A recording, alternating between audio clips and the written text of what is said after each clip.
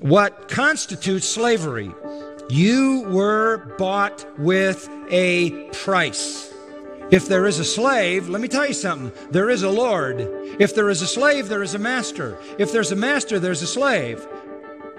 You don't call yourself a master if you don't have a slave, and you're not a slave if you don't have a master. That's why the New Testament never even bothers to defend the idea, as it were, of whether or not when you come to Christ, He is your Lord. That is patently obvious.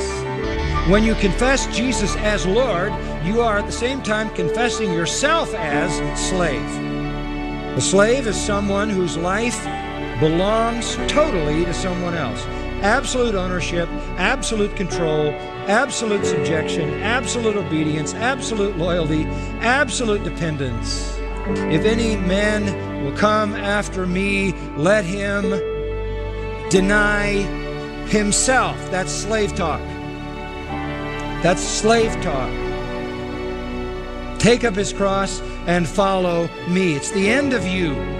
You are now the slave of Jesus Christ. Being a slave to Jesus Christ is beyond any kind of slavery that anybody ever knew, because this master, listen to this one, makes us sons and gives us all the rights of His own sons. He adopts us into His family, calls us joint heirs with Christ, takes us to heaven,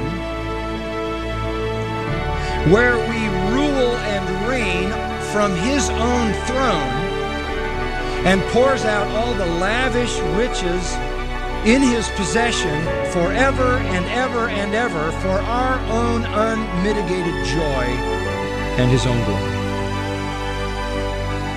Who wouldn't want to be a slave under that master? What a joy to be a slave of Christ.